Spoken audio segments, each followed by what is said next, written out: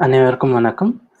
So QCCயோட 3வது வருஷத்தோட ஃபர்ஸ்ட் செஷனான punching up the Tamil comedy renaissance with Sundar அந்த செஷனோட ஆரம்பிக்கும். சுந்தரோட அறிமுகம் சொல்லணும்னா, சுந்தர் வைகுந்தநாதன் கனடாவில் ஸ்கார்பரோவில் பிறந்து வளர்ந்த தமிழ் கனேடியர், ஸ்டாண்டப் கலைஞர், அப்புறம் கவிஞர், பாடலாசிரியர் என பல அடையாளங்களோட இயங்குபவர். LGBTQ சமூகத்திற்கு ஆதரவாகவும் தமிழ் மையமாக பெண்ணிய பார்வையோட ஹோம் எனும் நகைச்சுவை நிகழ்ச்சியை நடத்தி கொண்டிருக்கிறார். டொரண்டோவில் இவருடைய ஸ்டாண்டப் நிகழ்ச்சியில் 50க்கும் மேற்பட்டவை டிக்கெட் விற்று தீர்ந்தவை. காதல், முரண்பாடுகள், அடையாளம், பாலுணர்வு மற்றும் ஆண்மை பற்றிய தன்னுடைய கண்ணோட்டத்தை தன் கலை வழியே சுந்தர் பகிர்கிறார். ஆங்கிலம் மற்றும் தமிழ் என 2 மொழிகளிலும் இவர் எழுதியிருக்கிறார், நிகழ்ச்சியில் நடத்துகிறார்.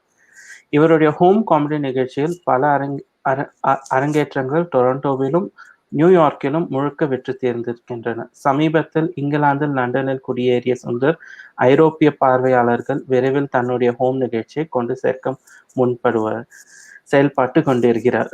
ஸோ சுந்தர், வெல்கம், வணக்கம். ஸோ டைரக்டா நம்ம அந்த செஷன் உள்ளர இறங்கிடுவோம். ஸோ சுந்தர், இந்த இது தவிர்த்து உங்களை பத்தி, உங்களுக்கு பன்முகம் அடையாளம் இருக்கு, ஸோ உங்களை பத்தி ஒன்றும் சொல்லுங்க, அதுக்கப்புறம் கேள்விக்குள்ள போவோம். Sure, வணக்கம். Thank you. And the intro pretty much summed it up. But என் பேர் சுந்தர் வைகுந்தநாதன். இணையதளம் மூலமாக என்ன ஃபாலோ பண்ணுறவர்கள் Sundar V on Instagram and ட்விட்டர்லேயும் சில பேர் ஃபாலோ பண்ணுவீனம்.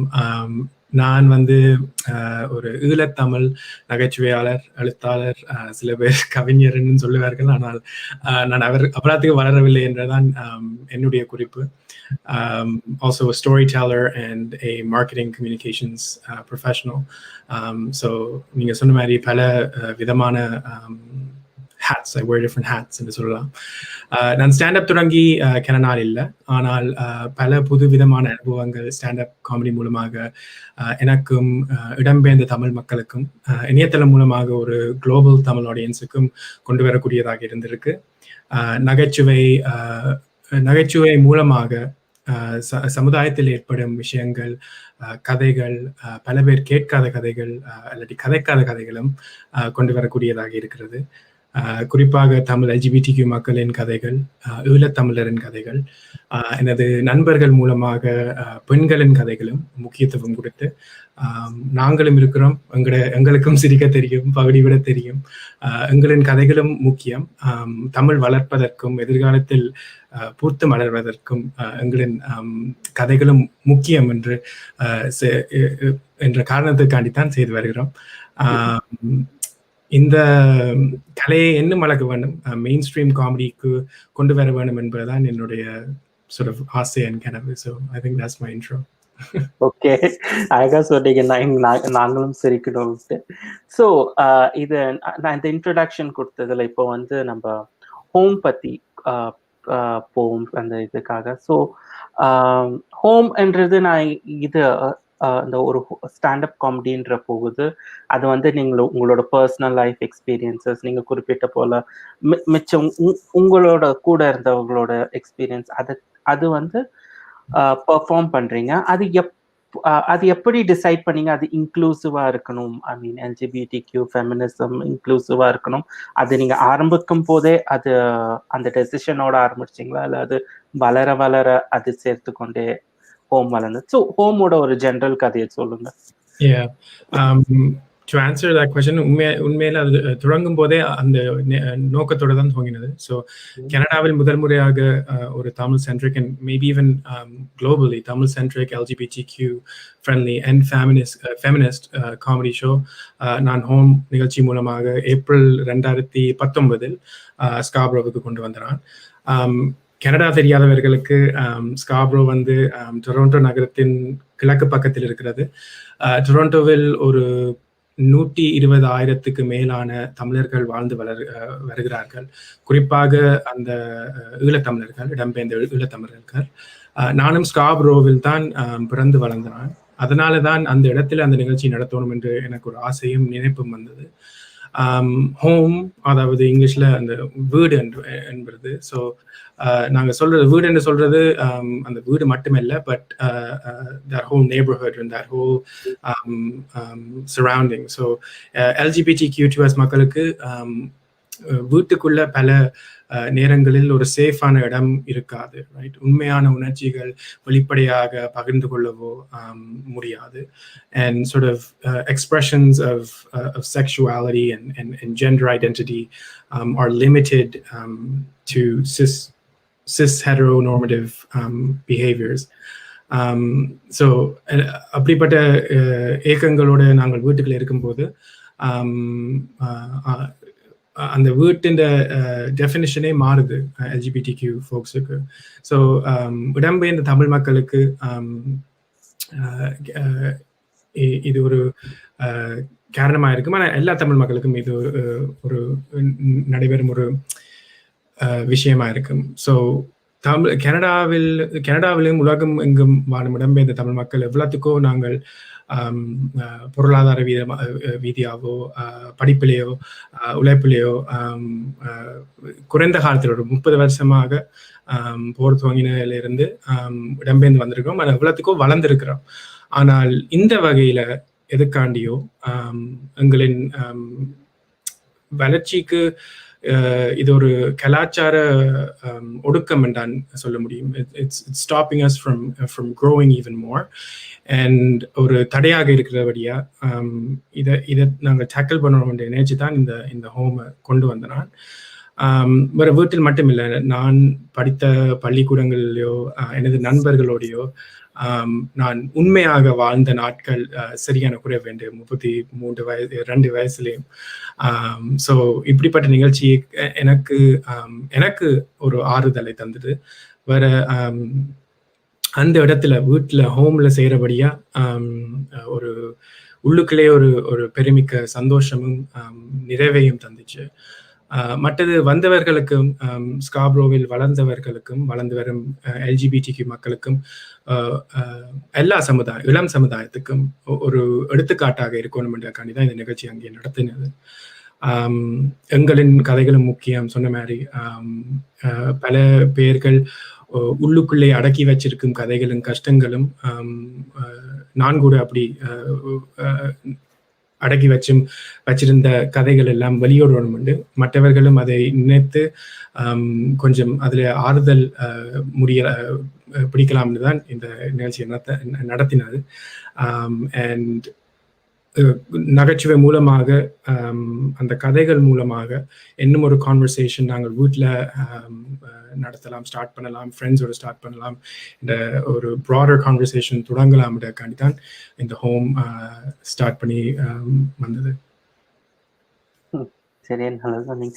இது இந்த நீங்க சொன்னதுக்கு தொடர்ச்சியாக, அதாவது ஒரு நகைச்சுவை கதை சொல்றதுக்கு நீங்க நகைச்சுவை தேர்ந்தெடுத்திருக்கீங்க. ஒரு கதையை எப்படி வேணாலும் சொல்லலாம், கவிதையா சொல்லலாம், பாட்டாக சொல்லலாம், இல்ல ஒரு ஷார்ட் பிலிம் எடுக்கலாம். பட் நீங்க நகைச்சுவை எடுத்திருக்கீங்க. ஆனா நகைச்சுவை எப்பவுமே இப்போ முக்கியமாக ஸ்டாண்டப்ன்ற ஒண்ணு எடுத்துக்கிட்டோம்னா அது ஒரு ஒரு பார்வையாளர் பார்த்துட்டு கடந்து போயிடுவாங்க. அது அந்த அளவு ஒரு என்ன சொல்றது, ஒரு என்டர்டெயின்மெண்ட் விஷயம் தான். அப்போ அந்த சென்சிட்டிவா நீங்க சொல்ற இந்த சென்சிட்டிவான விஷயம், அது வந்து ஒரு எல்ஜிபிடிக்யூட மக்களோட கதைகளாகட்டும், இல்ல ஒரு பெண்ணுரிமை ஆகட்டும், அந்த மாதிரி இந்த ஒரு ஸ்பேஸ் இருக்கு இல்லையா, அது ஒரு என்டர்டெயின்மெண்ட் ஒரு ஸ்பேஸ் வச்சுக்கலாம், இல்லை வந்து ஒரு சிஸ் ஹெட்ரோ நார்மேட்டிவ் ஒரு ஹோம்னு வச்சுக்கலாம். அப்புறம் இந்த டிஃப்ரெண்ட் இதுக்குள்ளார அந்த டிரான்சிஷனுக்குள்ளார போயிட்டு எப்படி உங்களால கடந்து வந்து ஒரு நகைச்சுவையா அதை ப்ரெசென்ட் பண்ண முடிஞ்சது? நீங்க சொன்ன மாதிரி அந்த நகைச்சுவை வந்து லைக் இப்ப ஒரு 3-4 வருஷமாக யூடியூப், நெட்ஃபிளிக்ஸ், அமேசான் பிரைம் மூலமாக அதுவும் தமிழ் நகைச்சுவை, தமிழ் ஸ்டாண்டப், குறிப்பாக Tamil comedians like in Chennai there's S.A. Aravind and Alexander Babu and sort of there are some big personalities இப்போ வளர்ந்து வந்திருக்கிறாங்க ஆன்லைன்லேயும் குளோபலி. ஸோ ஆனால் அவர்களின் கதைகள் இன்னும் ஒரு சிஸ் ஹெரோசெக்சுவல் லென்ஸோட தான் கொண்டு வராங்க. இந்த ஸ்பேஸ் தமிழ் ஃபிலிம் இண்டஸ்ட்ரி மாதிரி ஒரு கோணத்திலே இருக்குதுன்னு தான் நினைக்கிறேன். வேற அந்த கோணத்திலே வளர்ந்து கொண்டு வர்றது எனக்கு பிடிக்கவில்லை. அண்ட் ஸோ ஐ திங்க் அதுக்கேற்ற மாதிரி நாங்களும் ஒரு டிஸ்ட்ரப்டராகத்தான் இந்த காமெடியை பார்க்குறேன். என்னோட வித்தியாசமான கதைகள், எங்களோட நண்பர்களின் வித்தியாசமான கதைகள் குறித்து லைக் சேர்ந்து வரக்கூடிய நிகழ்ச்சியாகத்தான் கொண்டு வரணும்னு நினைச்சு கொண்டு வந்தது. வேற நல்ல ஸ்டாண்டப் வந்து பார்க்குறவர்களுக்கு அதோட ரிலேட் பண்ணக்கூடியதாக இருக்கணும், ரைட்? ஸோ நாங்கள் ஒரு ஸ்டாண்டப்பை பார்க்கும்போது அந்த கேரக்டர் இந்த லைஃப் ஸ்டைலுங்கிற மாதிரி இல்லைண்டா அது connection is really hard to have. But சில பாகங்களில் வேற வேற விதமாக ரிலேட் பண்ணலாம். ஸோ தமிழர்களாக ரிலேட் பண்ணலாம், அல்லது அந்த லோக்கல் கான்டெக்ட்ல நாங்கள் ஒரு டொரண்டோ தமிழ், ஒரு லண்டன் தமிழ், அந்த லோக்கல் கான்டெக்ட்ல ரிலேட் பண்ணலாம், இல்லாட்டி எங்களோட எக்ஸ்பீரியன்ஸில் வச்சு ரிலேட் பண்ணலாம். பட் அந்த கதைகளும் நடந்ததும் ஒரே மாதிரி விட்டாலும் அந்த இடத்தில் நாங்கள் என்ன உணர்ச்சிகள் எங்களுக்கு வந்தது, அல்லது கேள்விகள் எங்களுக்குள்ள இருந்தோ அதன் மூலம் ரிலேட் பண்றதும் கனெக்ட் பண்றதும் தான் நல்ல ஸ்டாண்டப்புக்கு ஒரு பேசிஸ் நினைக்கிறேன். ஸோ அதனாலதான் இந்த பாதையில் தொடங்கி வந்திருக்கிறேன். மற்றது வந்து சிரிப்பு வந்து ஒரு விதமான ஒரு தெரப்பி. ஸோ எனக்கும் வாரவைக்கும் கொஞ்சம் சிரிச்சு ஒரு ஹாப்பினஸ் கொண்டாடுறது, அதுக்கு அப்படி மாதிரி ஒரு ஃபீலிங் வேற ஒரு கலையிலும் இல்லை நினைக்கிறேன். இது நீங்க சொல்லும் போது நீங்க வந்து லைட்டா வந்து இந்த ஒரு கோலிவுட் அந்த தமிழ் சினிமாவோட நரேட்டிவ் நம்ம இதை டச் பண்ணதுனால இதை வந்து ஒரு பன்முகமா பார்க்க வேண்டியது இருக்கு. அதாவது ஒண்ணு அங்க இருக்க குடிபெயர்ந்த தமிழ் மக்கள் கிட்ட இந்த இன்க்ளூசிவ் பாலிடிக்ஸ் பத்தி பேசுவது, அப்புறம் தமிழ் மக்களான ஐடென்டிட்டியை வச்சுட்டு மிச்ச மக்கள் கிட்ட வந்து முன்னுரிஞ்சு இது லைக் அதை பத்தி பேசுவது, அப்புறம் வந்து இந்த ஓவராலா குடிபெயர்ந்தவங்க கிட்ட வந்து ஒரு ஐடென்டிட்டி இது பூசப்படுது இல்லையா? ஐ மீன் அதுதான் சொல்லணும், கரெக்டா சொல்லணும்னா.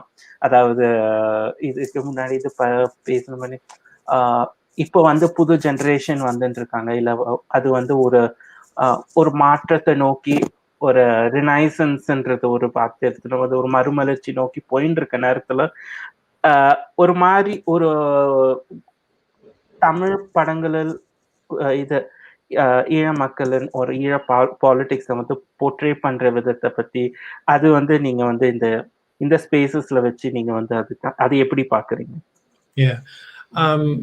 ஈழத்தமிழர்களாக நாங்கள் எவ்வளவோ இழந்துட்டோம், ஆனால் எவ்வளவோ ஆல்சோ கெயின் பண்ணியிருக்கிறோம்.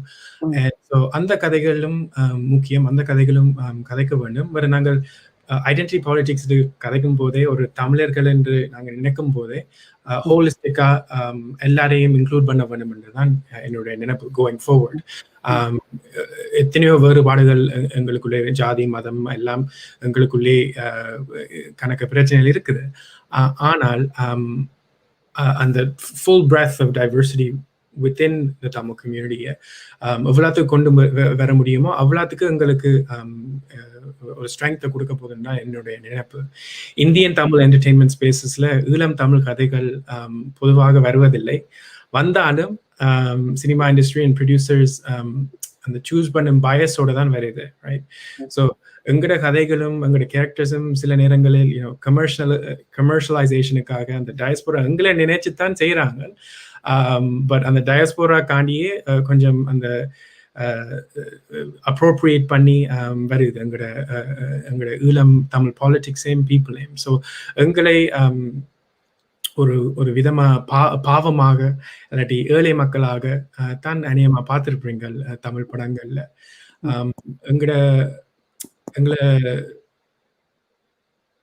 எங்கட தமிழை கூட ஒரு ஒரு ஒரு பகுதியாத்தான் வருது எங்கட சுத்த தமிழ். நான் சொல்றேன் சுத்த தமிழ் ஒரு விக்கலாகத்தான் வருது. நாங்கள் தமிழ் சினிமால பார்த்திருந்தோம் கணக்க எக்ஸாம்பிள்ஸ் இருக்குது. ஃபார் எக்ஸாம்பிள் தென்னாலியில கமல் ஆக்சென்ட் வந்து ஒரு ஒரு காமெடிக் ரிலீஃபா தான் முடியுது எங்கட தமிழ், ரைட்? ஸோ என்ன டயலாக், அந்த பயம் பயம் எல்லாமே பயம், கதவு என்றால் பயம், கதவு திறக்க பயம், கதவு மூட பயம், கொஞ்சம் திறந்த கதவும் பயம், முழுசா மூடிட்ட கதவும் பயம். அப்படிலாம் நாங்க கதைக்கிறேன் என்ன நான் நினைக்கிறேன். பட் அதை இன்னும் எக்ஸ்ட்ரா ஆக்கி நாங்க கதைக்காத மாதிரி கதைக்கிறாங்க இந்த நேரம், right?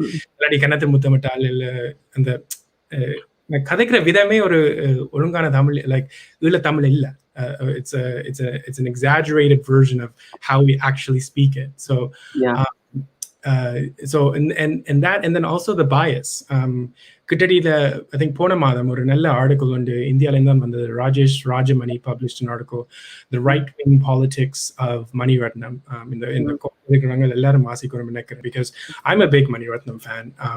I love his movies, but I also understand that he has underlying problematic views, and those are expressed through the movie. So அவற்ற அபிப்பிராயங்கள் எல்லாம் அந்த படங்களில் எப்படி வருதுன்னும் நாங்கள் யோசிச்சு பார்த்து தான் அந்த ஆர்ட்ஸை நாங்கள் கன்சியூம் பண்ணணும், ரைட்? ஸோ அதுல ஒரு செக்ஷன்ல ஈழம் பாலிடிக்ஸை பற்றி ராஜேஷ் போட்டிருந்தார். கன்னத்தில் முத்தமிட்டால் வந்து one of the most successful, commercially successful Eelam Tamil stories ever to come out of Hollywood. And எங்களுக்கு பல ஈழ மக்களுக்கு அந்த படம் தான் ஒரு எங்களையும் தெரிஞ்சு ஒரு படம் செய்திருக்கிறாங்கன்னு எங்களுக்கு அதுல ஒரு முதல் முறையாக அந்த ஒற்றுமை கூட வந்திருக்கலாம் நினைக்கிறேன். ஆனால் இப்ப அந்த படத்தை பார்க்கும்போது எவ்வளவுக்கு கேவலமாக எங்களோட ஈழ மக்களை அந்த படத்தில் கொண்டு வந்திருக்காங்க என்று எனக்கு விளங்கக்கூடியதா இருக்கிறது, ரைட்? ஸோ ஈழ மாவீரர்களை, ஃபார் எக்ஸாம்பிள், ஈழத்தின் தாகத்தை ஒரு வெறும் suicide bombers and child soldiers ஆக மட்டும்தான் அந்த படத்தில் காட்டிருக்கிறார்கள். பட் அது வந்து ஸ்ரீலங்கா கவர்மெண்ட் சிங்களீஸ் நேஷனலிசம் பற்றி ஒரு சின்ன கிரிட்டிசிசம் கூட அந்த படத்துல இல்லை. நீங்க பாக்குற அந்த பிரகாஷ் ராஜ் இந்த கேரக்டர் தான் அந்த அந்த படத்துல முழுக்களும் ஒரு சிங்களீஸ் கேரக்டர் தான் வருது. அந்த Sinhalese character Prakash Raj. And he's depicted as this amazing, kind human being. அப்படி சிங்களவர்கள் இல்லை என்று நான் சொல்ல வரையில, பட் அது மட்டும்தான் அந்த படத்துல காட்டுறாங்க. ஸோ ஒரு ஹாஃப் ஸ்டோரி சொல்றபடியா எங்களோட முழு கதையும் எங்களோட ஈழத் தமிழர்களின் ஏக்கங்களும் பிரச்சனைகளும் அந்த படத்துல செலக்டிவா தான் கொண்டு வந்திருக்கிறாங்க, ரைட்? ஸோ அப்படி கணக்கு எக்ஸாம்பிள்ஸ் இருக்கு. நாங்க விஜய் டிவியில பார்த்தோம்னா அந்த சூப்பர் சிங்கர் மாதிரி நிகழ்ச்சியில ஒரு ஈழத்தமிழ் கலைஞர் வந்தால் ஜட்ஜஸ் உடனே அழ தூங்கிடுவாங்க, ரைட்? பாட்டை போட்டுருவாங்க, உந்தன் தேசத்தின் பாட்டை உடனே போட்டுருவாங்க.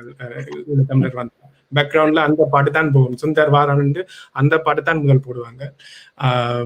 அண்ட் தென் அவைக்கு சூஸ் பண்ற பாடெல்லாம் அப்படி அந்த சேடான பாட்டுகளை தான் சூஸ் பண்ணி கொடுக்குறாங்க அந்த படிகளுக்கும். ஒரு நாளும் அந்த படிகள் வின் பண்றதாயும் இல்லை, ஈழத்தமிழர்கள் நிகழ்ச்சியில் வெல்றதாயும் இல்லை, ஏன்னா விட்டு கொடுக்குறே இல்லை. ஸோ இப்படிப்பட்ட கணக்கு உதாரணங்கள் கொண்டு வரலாம். ஸோ நான் முழுக்க நினைப்பதெல்லாம் எங்களுக்கு அந்த குரலை கொஞ்சம் உயர்த்த வேண்டும், எங்களோட குரலையும் கொஞ்சம் மெயின் ஸ்ட்ரீம் ஆக்க வேண்டும் தமிழ் என்டர்டெயின்மெண்ட் ஸ்பேஸ்ல.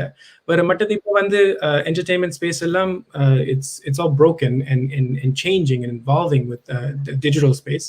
So அந்த வேளையில் இது ஒரு ஆப்பர்ச்சுனிட்டியா இருக்கிறது ஈழம் வாய்ஸஸ் இன்னும் உயர்த்துறதுக்கு.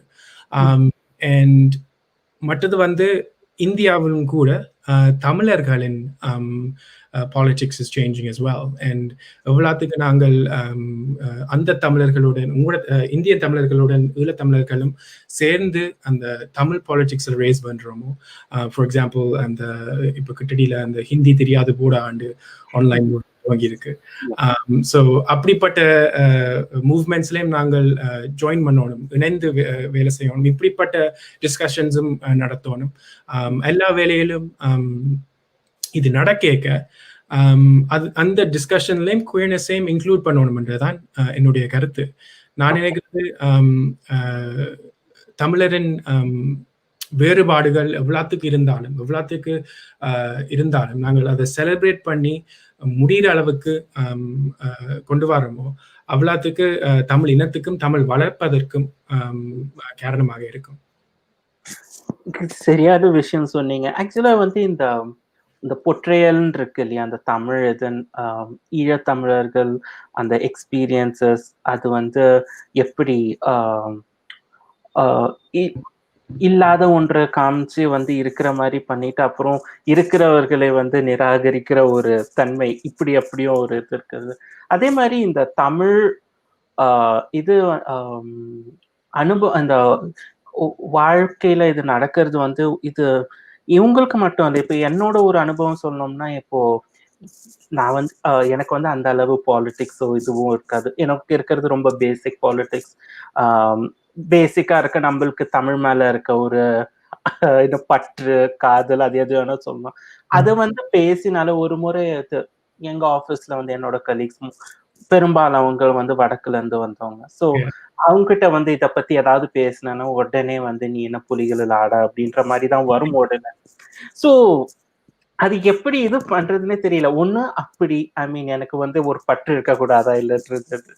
அதனால இந்த ஒரு ஐடென்டிட்டி உள்ளத வந்து மாறி மாறி போறதுன்றது ஒன்னு இந்தியன் ஐடென்டிட்டி, அந்த திருப்பி தமிழரான ஒரு ஐடென்டிட்டி, அது வந்து ஒரு பயங்கரமான ஒரு இது.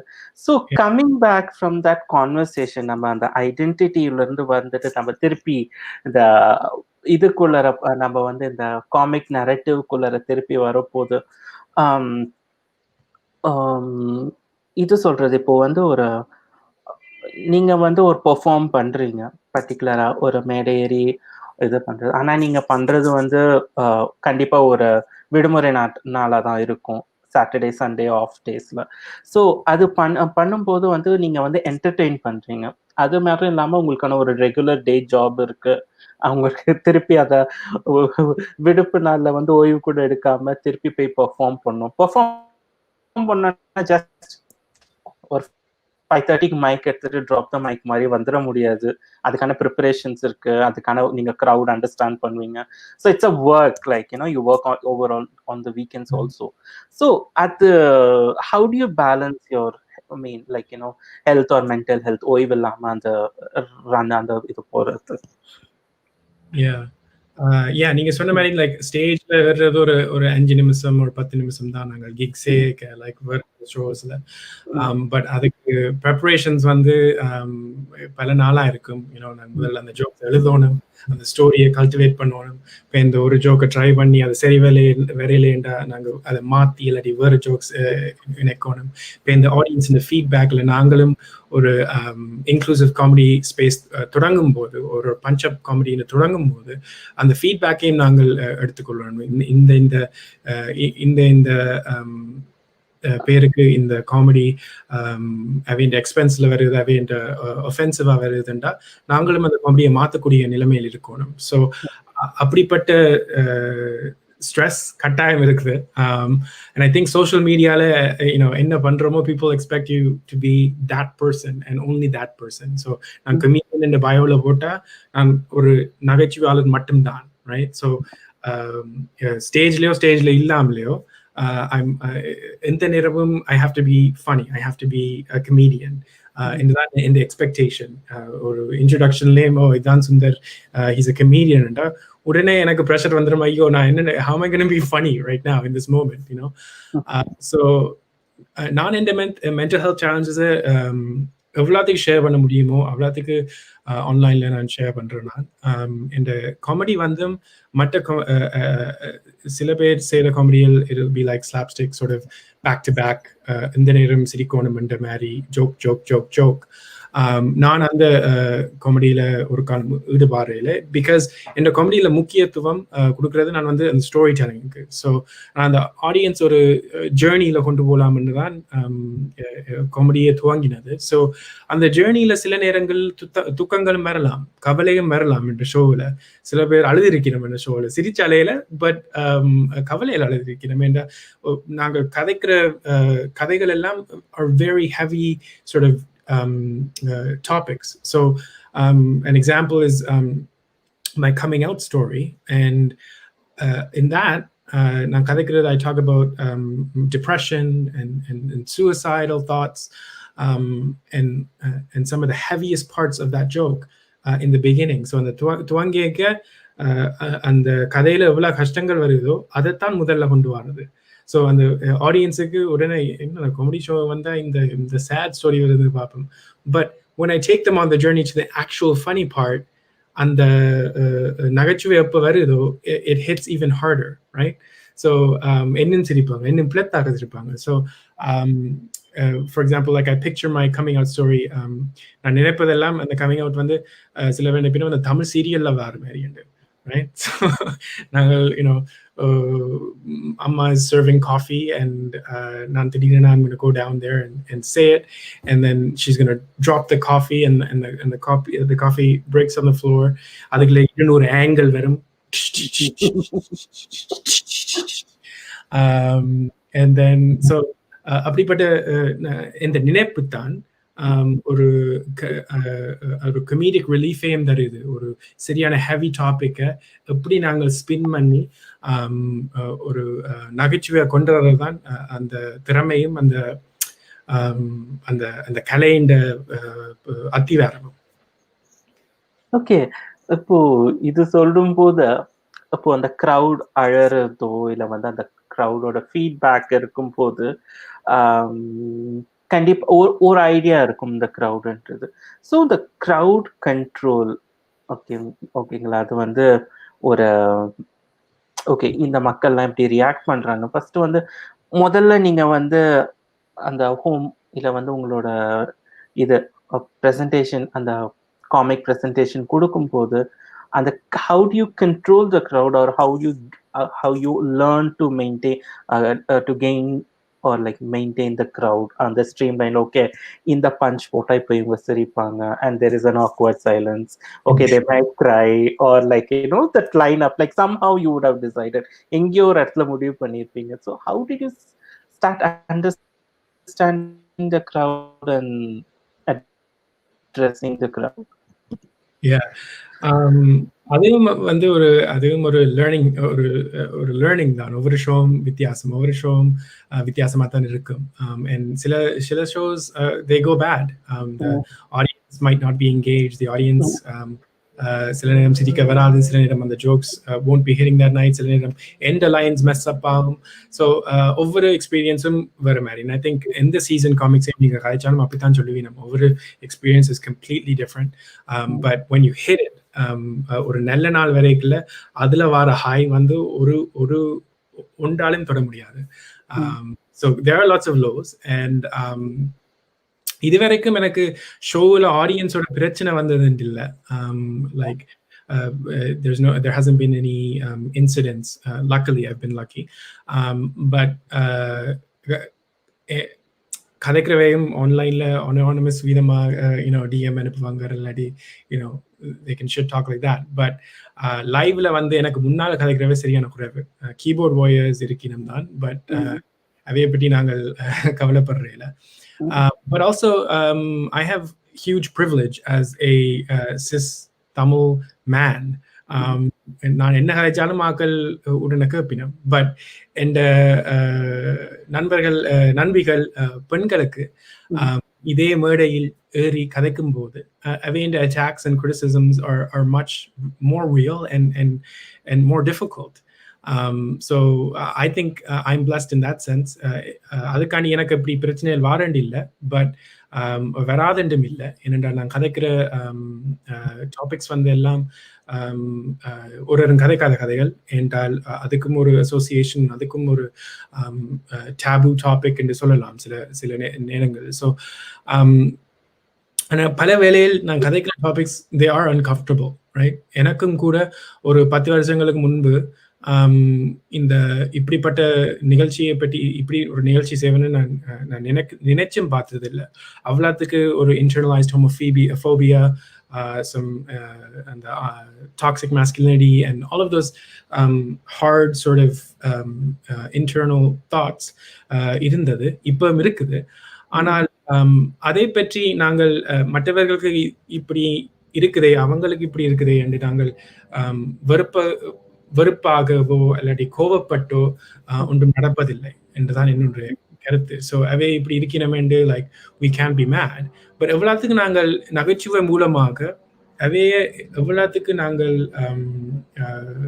building their confidence and comfortability in the topic, எவ்வளோத்துக்கு அவைய உபசரித்து அவையின் எக்ஸ்பீரியன்ஸையும் அண்டர்ஸ்டாண்ட் பண்ணி நடக்கிறோமோ அந்த நகைச்சுவை மூலமாகவே அவையின் பார்வையும் திருப்பக்கூடிய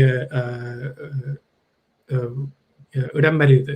ஸோ ஃபார் எக்ஸாம்பிள் சில வேளையில் I get DMs from cis het straight Tamil men who DM me and say, yo bro, your show was amazing. I'm not even gay, but it was funny. And அதை பற்றி நான் என்ன சொல்றது, like how do I respond to something like that, you know? But initially I think, இவனுக்கு ஒரு things that அவர் எனக்கு comment தரபடியா நான் அவரை உடனே நானுக்கு அப்புறம் அவனுக்கு என்ன விருப்பம் இல்லை. இல்லாட்டி என்ன because he's liked one of my videos or my comedy doesn't mean I'm attracted to you. So அப்படிப்பட்ட ஒரு விஷயத்தை நான் அப்படி எடுத்துக்கொள்ளலாம். இல்லாட்டி okay, I'm breaking through and to somebody who ஒரு நாளும் ஒரு queer தமிழ் பர்சனை மீட் பண்ணாத ஒரு ஆளுக்கு நான் பிரேக் த்ரூ பண்ணி நார்மலைஸ் பண்றேன். நாங்களும் இருக்கிறோம், நாங்களும் உங்களை மாதிரித்தான், எங்களுக்கும் பகுதி வரும், எங்களோட பகுதியும் கேட்டு நீங்களும் சிரிப்பீங்கள் என்ற ஒரு எக்ஸிஸ்டன்ஸே நாங்கள் உண்டாக்குறோம் அந்த ஷோனால. So I think trying to take the positives of any negative feedback is probably the hardest thing to do. But அதை செய்யும் போது அப்படி நினைச்சு பார்க்கும்போது எங்களுக்கு என்ன சந்தோஷத்தான் கொடுத்திருக்கிறது என்று தான் சொல்ல முடியும். ஓகே, ஸோ இது நீங்க வந்து அந்த இது ஒரு பர்டிகுலர் பர்சன் இல்லை வந்து அந்த someone who comes up in social media அங்க வந்து அவங்களோட இதை பதிவு பண்றது வந்து in a way like let's say it someone may be attacking you like for whatever reason, அது வந்து it's an outgo of this, like outcome of this say like the topic like toxic masculinity. So ஒரு comedy ஷோல வந்து ஒரு இதுன்று வரப்போது. இப்போ கூட உங்களோட பாட்காஸ்ட் கேட்டேன், இந்த ஹலோ கேக்குதோ அந்த சேனல்ல ஸ்பாட்டிஃபைல. ஸோ அதுல வந்து டாக்ஸிக் மாஸ்குலினிட்டி பத்தி பேசியிருந்தீங்க. முக்கியமா அந்த வார்த்தை நெஞ்சுத்தனம்னு ஒரு கண்டினியூஸா வந்துட்டு இருந்தது. அது ஒரு இது வரைக்கும் நான் வந்து கேட்டுறாத வார்த்தை அது நெஞ்சுத்தனம். It is very like apt kind of like you are like entitled and like whatever. So in this toxic masculinity or queerphobia ஒரு slapstick, இது வந்து எப்படி வந்து இந்த காமெடியில அட்ரஸ் பண்ணுவீங்க? Because it comes from me as a personal thing, like I wasn't feeling like I'm a big person, I wasn't feeling like a person itself.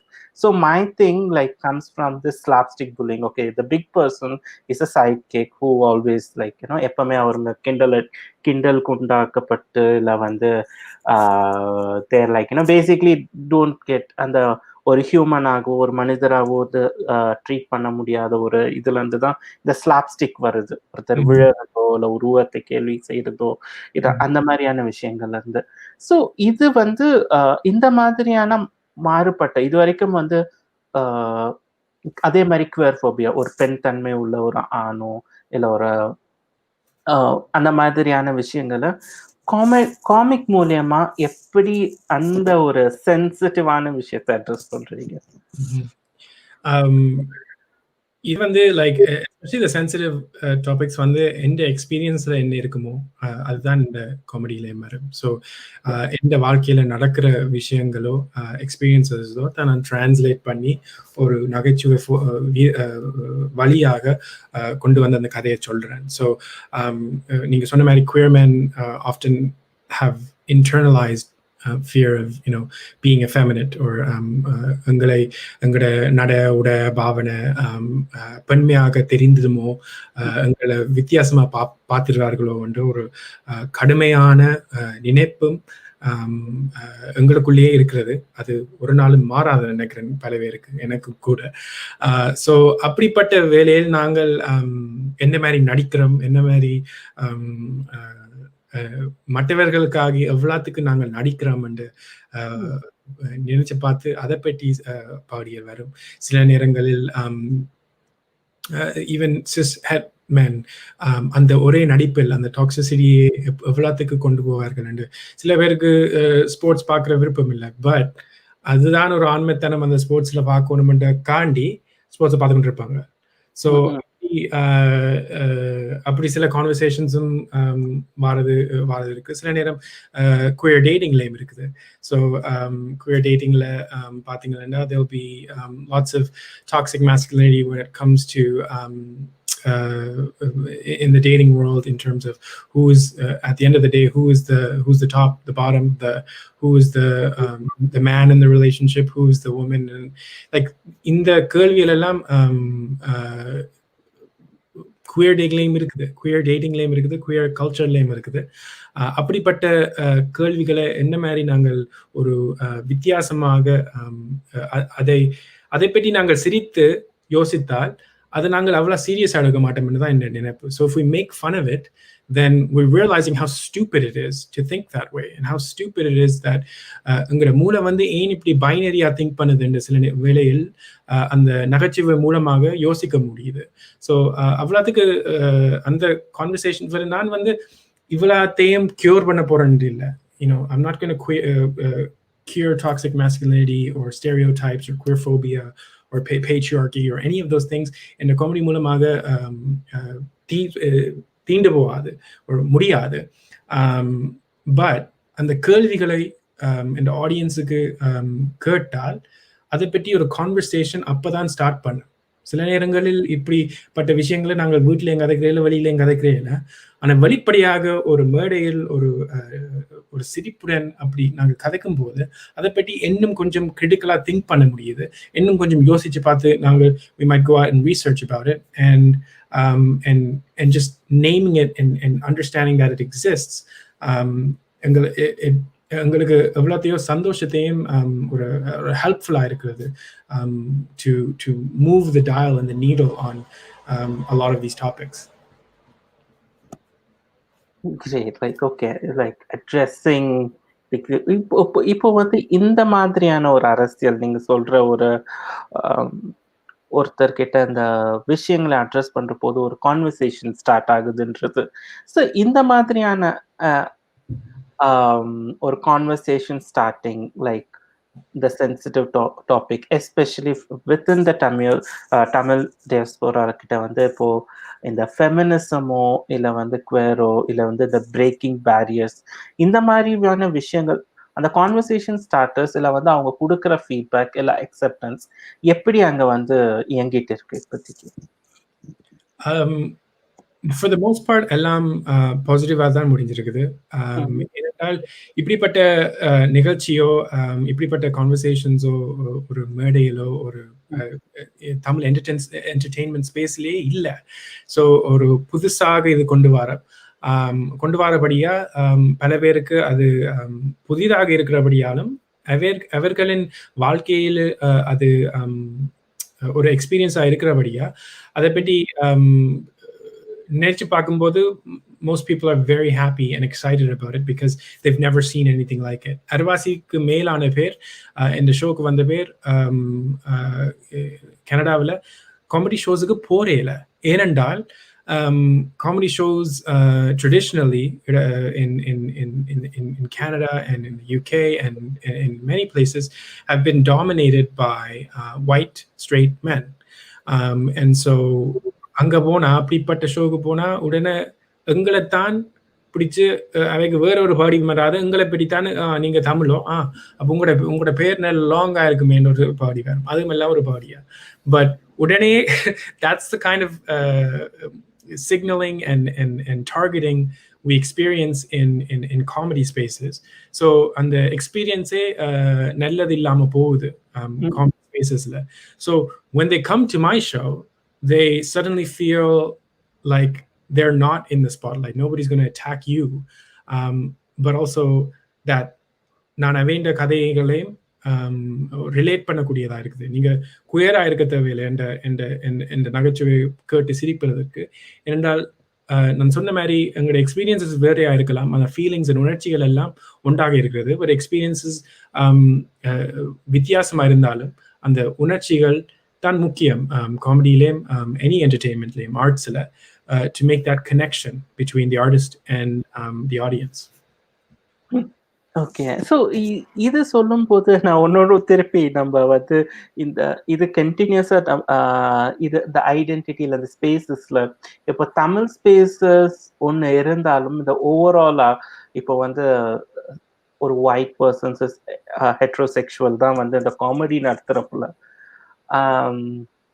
இது வந்து ஒரு என்ன சொல்றது தமிழ் diaspora வந்து ஒரு fit in and unfit I kind of like it moves and like இப்போ வந்து இங்க இருந்து குடிபெயர்ந்த வேற ஐ மீன் வடக்கில் சேர்ந்த ஒரு இந்தியால இருந்து வடநாட்டுல இருந்து போனவங்களை வந்து எப்படி அங்க வந்து அந்த தேசி ஸ்பேசஸ்குள்ள வந்து how they don't fit in or how they stand out or what is happening, how is it happening over there? Most Tamil people, and I think I can speak on behalf of Ulam Tamil folks, but I think even Indian Tamil folks and Tamil folks mattumella, I think South Indians in general, Malayalis and Keralites and everybody from in the South experience erasure in South Asian spaces. அதாவது நாங்கள் எங்கட குரல்களும் எங்கட விருப்பங்களும் ஆதங்களும் அப்படிப்பட்ட இடங்களில் கிடைப்பதில்லை. Desi spaces and South Asian spaces are mostly dominated by Vadaks and North Indians and Desis and Bollywood bullshit. எனக்கு நாங்கள் ஒரு queer Desi நைட்டுக்கு போனாலும் ஒரு queer South Asian நைட்டுக்கு போனாலும் I don't want to hear Desi girl anymore. I don't want to hear the Hindi version of Kannalane. I don't need to hear Kehna Hai Kya or whatever the fuck that is. I need to hear Kannalane because that's the original. It's not the cover. So அப்படிப்பட்ட erasure கணக்கு நடக்குது எங்கட South Asian spaces. Torontoல நாங்க we're very lucky because the Tamil population ஓரளவுக்கு it's concentrated and ஒரு பெரிய கூட்டம் இருக்கிறபடியா எங்களுக்கு கிரியேட் பண்ண முடியுது தமிழ் ஸ்பேசஸ். மற்றவருண்ட தேசி ஸ்பேசஸுக்கு போய்த்தான் நாங்கள் எங்களோட விசிபிலிட்டியை பார்க்கணும்னு இல்லை, எங்களுக்காண்டி ஒரு இடத்தை கிரியேட் பண்ணி வாரம்னு நினைக்கிறேன். But this narrative of South Asianness and Desiness has never been for Tamil people, specifically for Ulam Tamil folks. It's always been patronizing towards us. It's never been எங்களை எவ்வளோத்துக்காக யூஸ் பண்ண முடியுமோ, எங்களோட காசை யூஸ் பண்ண பாப்பினம், எங்களோட டேலண்ட்டை use பண்ண பாப்பினம், அவ்வளோத்துக்கு use பண்ண பாப்பினம், எங்களோட மியூசிக்கை யூஸ் பண்ண பாப்பினம், எங்களோட culture and dance, they love that shit. But கடைசியில் என்ன நடக்கும்னா ஹிந்தியில தான் கதைப்பாங்க, தேசி நைட்டுன்னு தான் சொல்லுவாங்க, பாலிவுட்னு தான் சொல்லுவாங்க. ஒரு நாள் நான் நியூயார்க்லேயும் இந்த ஒரு சவுத் ஏஷியன் நைட்டுக்கு போனான். அண்ட் அதில் நான் கேட்டேன்னா ஒரு தமிழ் பாட்டு போடலாமே, ஒரு it's a dance night, it's a club night. So I went up to the DJ and the organizer and நான் ஒரு தமிழ் பாட்டு போடுங்கன்னு கேட்டேன். I said, sorry, it's a Bollywood night. And I was like, okay, fair enough. But அடுத்ததா போட்ட பாட்டு என்ன, Miley Cyrus. like English music or Britney Spears அதெல்லாம் போடுவீனா ஆனா ஒரு தமிழ் பாட்டு போடல நான் சொன்னேன் this is stupid. Like if you're going to play Hamma Hamma, play the Tamil version. Like do something that easy. But avalathukku விட்டு கொடுக்காதவர்கள் தான் இந்த இடங்களில் அநேகமாக இருக்கிறார்கள். ஸோ அவ்வளோத்துக்கு நாங்கள் என்ன முக்கியத்துவம் கொடுக்க வேணும்னு நான் நினைக்கிறேன் தமிழ் ஸ்பேசஸுக்கு. But commercialization is important, I think.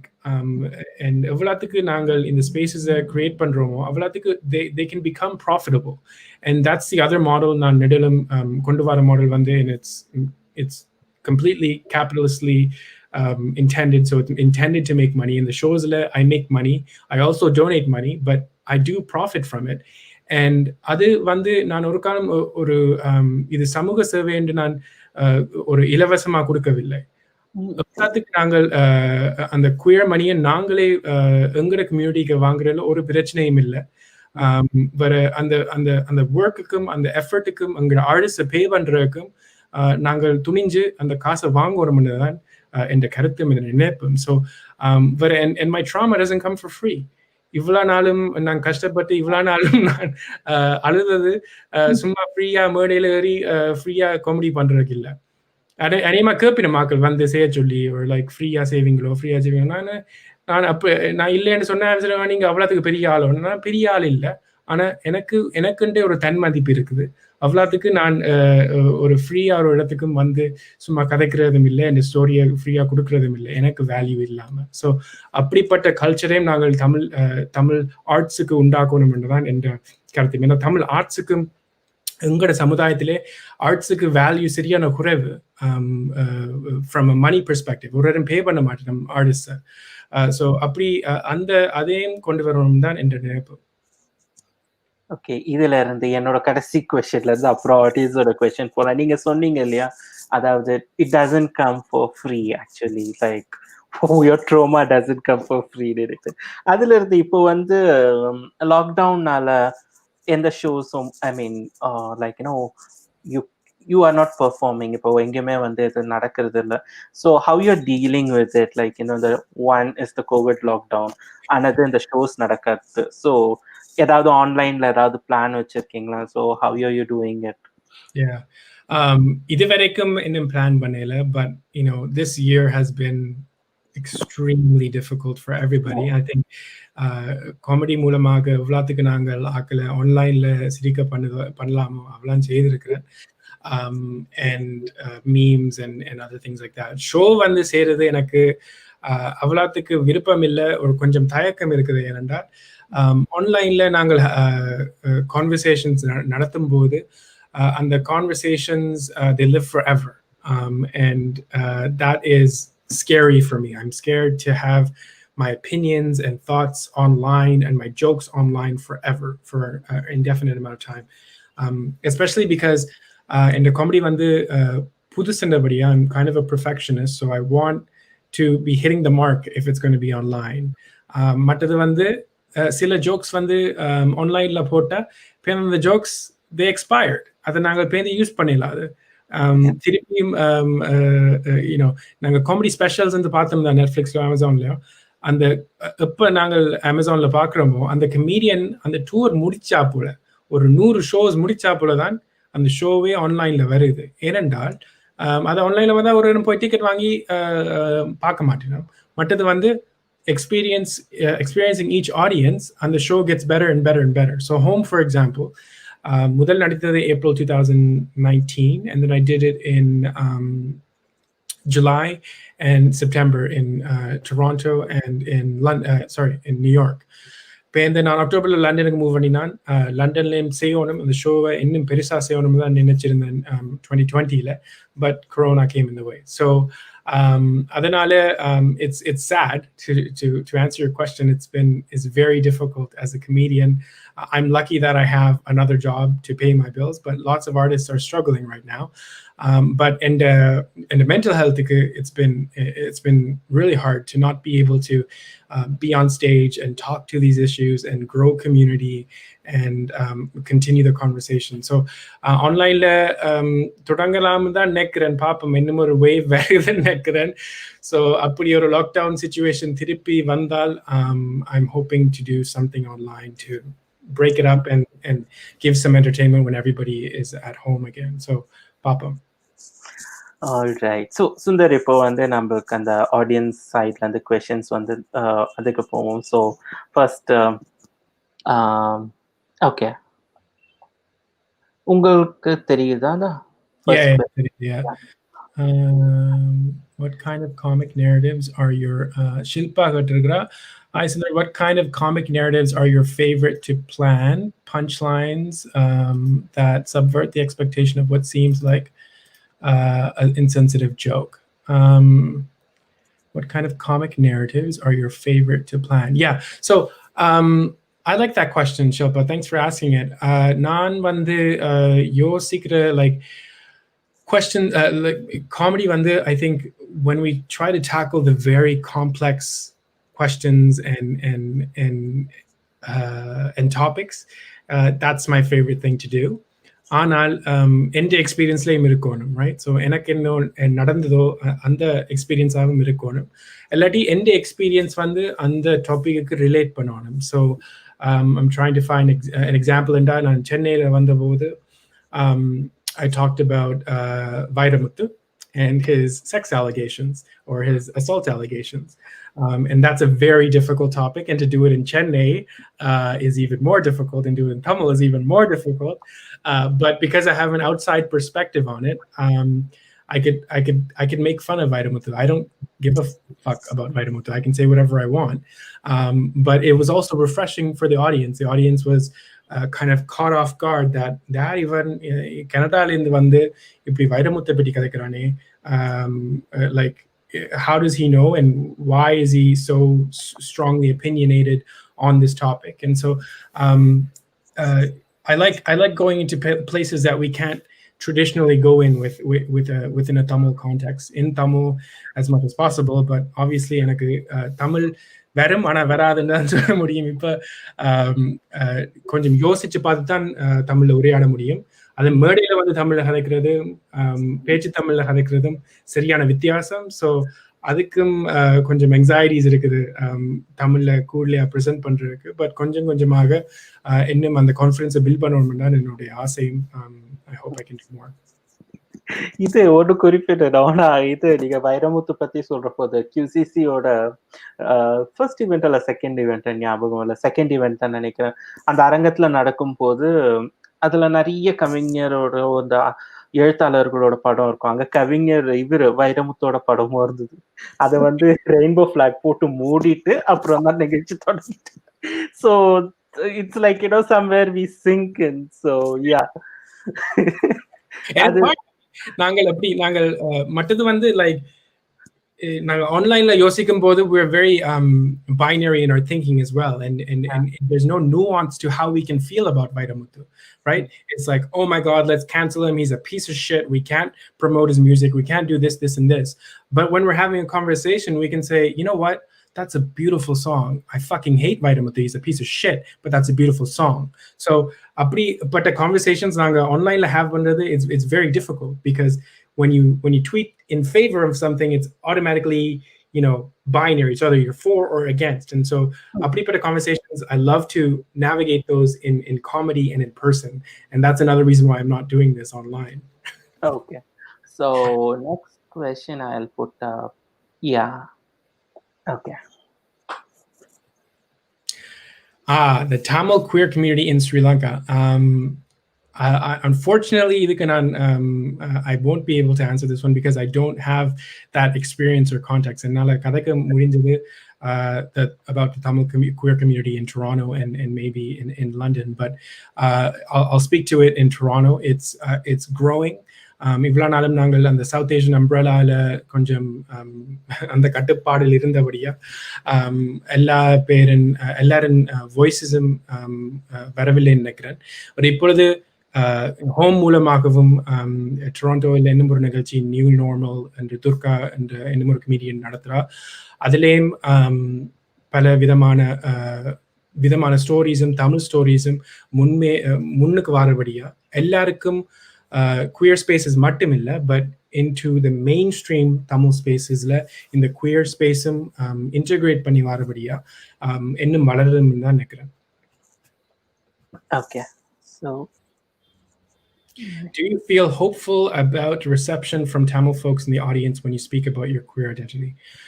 Thanks, Smriti. That is a good question. Yes.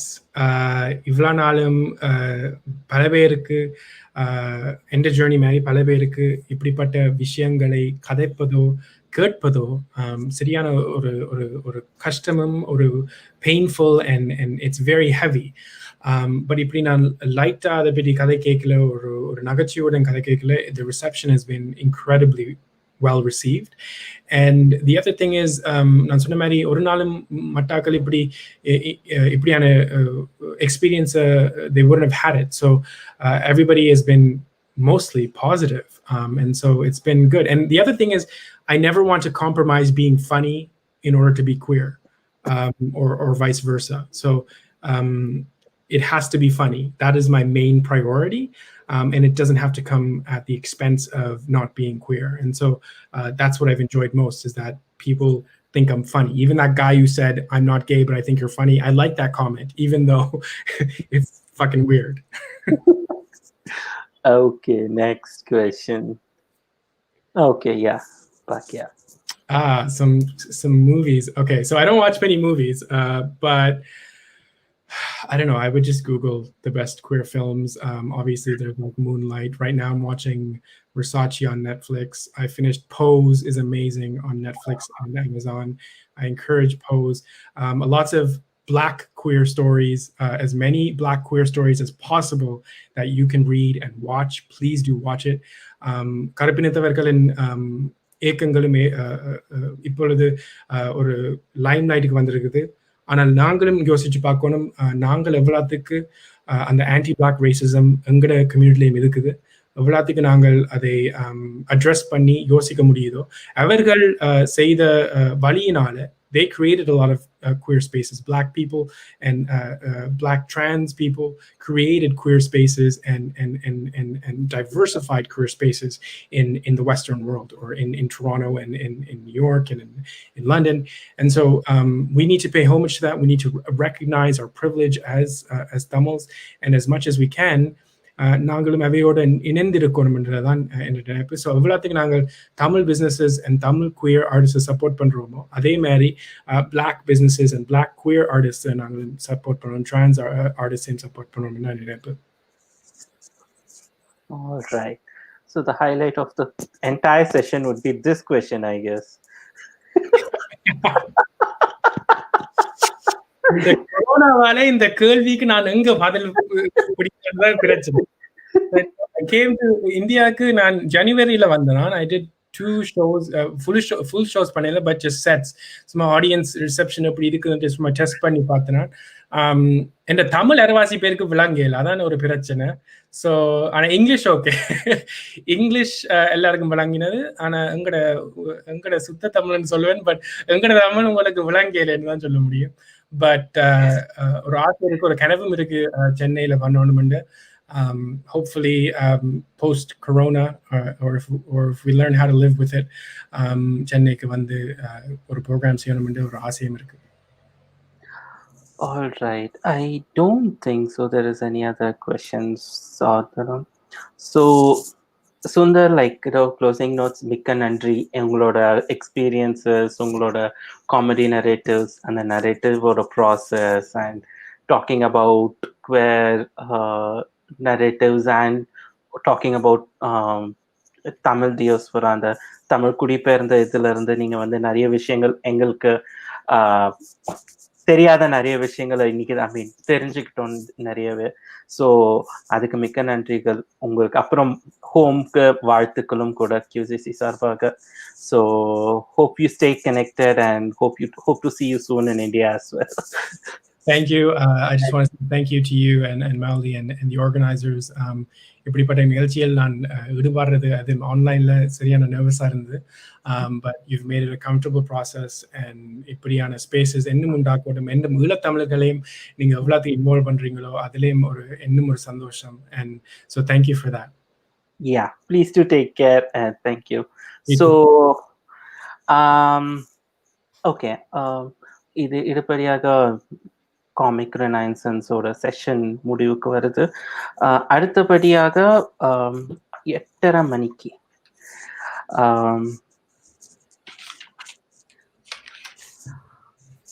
poetics of theatre storytelling Living Smile வித்யாவோடது 8:30 மணிக்கு தொடங்குது.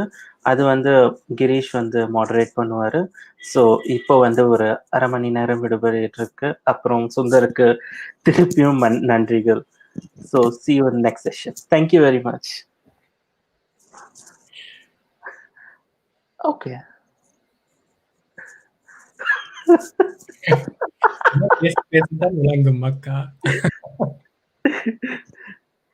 Okay.